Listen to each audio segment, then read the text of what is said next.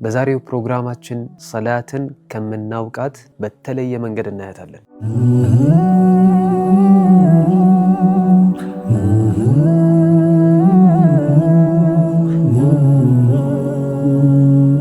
السلام عليكم ورحمة الله وبركاته. يقول الحق سبحانه واستعينوا بالصبر والصلاة وإنها لكبيرة إلا على الخاشعين. بصلاتنا በሰብር ታገዙ። እዚህ ህይወት ላይ ስትኖሩ የተለያዩ ነገር ሲገጥማችሁ በሰላት እንዲሁም በሰብር ታገሱ።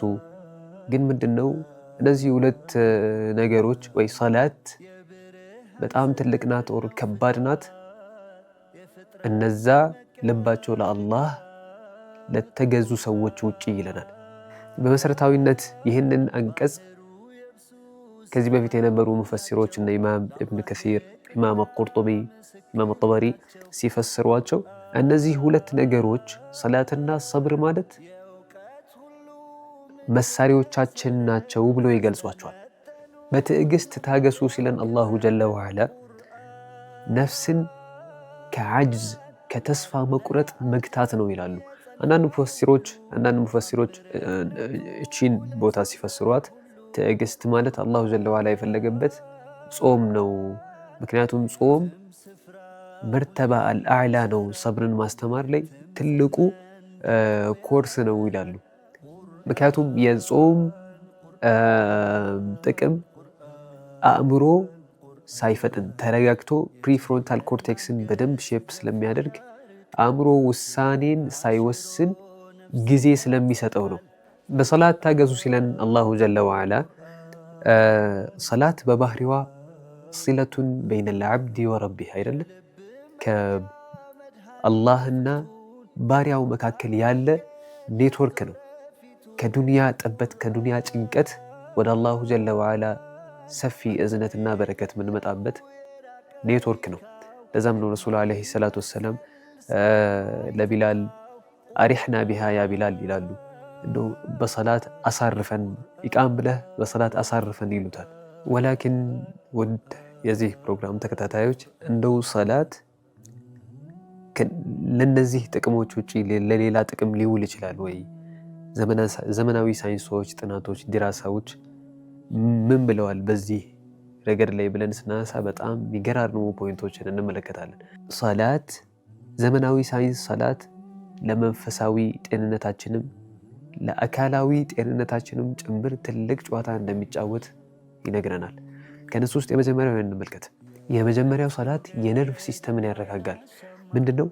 ፕሪሲምፓቴቲክ የነርቭ ሲስተም ውስጣችን ያለው ፕሪሲምፓቴቲክ የነርቭ ሲስተም እንዲረጋጋ፣ ያ ደግሞ አእምሯችን እንዲረጋጋ፣ የልብ ምታችን እንዲስተካከል ሁላ ትልቅ ጨዋታ ይጫወታል።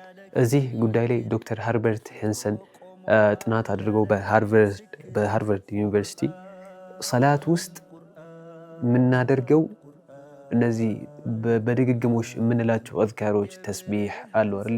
ሱብሃንአላህ ሱብሃነላሂል ዐዚም። እነዚህ በተደጋጋሚ የምናደርጋቸው ዚክሮች ሪላክሴሽን ሪስፖንስ በመፍጠር ውስጣችን ያለው የጭንቀት ሆርሞኖች እና ኮርቲዞልን፣ አድሬናሊን እነዚህ የጭንቀት ሆርሞኖች እንዲረጋጉና ውስጣችን እንዲረጋጋ ያደርጋል ይላል። ሌላው ደግሞ ሰላት ውስጥ የምናደርጋቸው ፊዚካል እንቅስቃሴዎች ሩኩዕ፣ ሱጁድ፣ እነዚህ እንቅስቃሴዎች የጉልበታችንና የጭናችንን መስሎች በማንቀሳቀስ የጀርባችን አጥንት እንዲጠናከር መስላችን እንዲጠናከር ያደርጋሉ። ሌላው በሚገርም ሁኔታ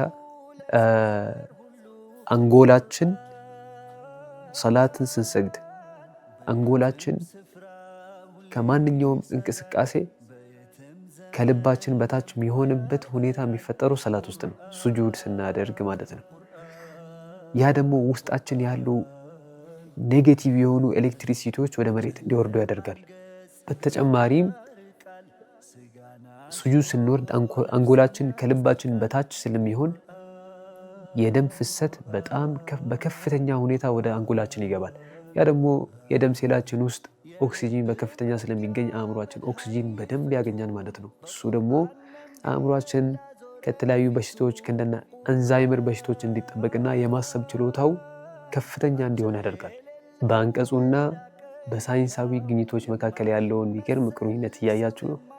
ሳይንስ ሰላት ለአካላዊም ለመንፈሳዊም ጤንነታችን ይጠቅመናል ሲለን አላሁ ጀለ ወዐላ በቁርአን ውስጥ በሰላት ታገዙ ወስተዒኑ በሰላት ታገዙ ይለናል። እንደ መርጃ መሳሪያ ያቀርብልናል ማለት ነው። ሰፖርት ሲስተም። በሚገርም ሁኔታ አህባቢ አልኪራም ኹሹዕ በሳይንስ ፍሎው ስቴት ይባላል። አእምሮ የተረጋጋ ሁኔታ ውስጥ የሚሆንበት ሲስተም ነው። በዛ ጊዜ አእምሮአችን ኹሹዕ ሲያደርግ፣ ሰውነታችን ኹሹዕ ሲያደርግ አእምሮአችን ዶፓሚን ያመነጫል። ዶፓሚን ማለት የደስታ ሆርሞን ነው። ሰውነታችንና አንጎላችን የተረጋጋ ስሜት ውስጥ የሚሆንበት ነው። በዛ ጊዜ ሰላት ከሸክም ወደ እረፍት ትለወጣለች ማለት ነው። በስተመጨረሻም ይህ አንቀጽ ሰላት የአምልኮ ድርጊቶች የአምልኮ አክቲቪቲ ብቻ ሳይሆን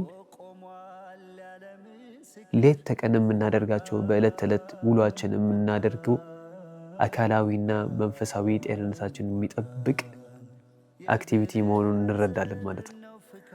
ሰላሙ አለይኩም ወረሕመቱላሂ ወበረካቱ።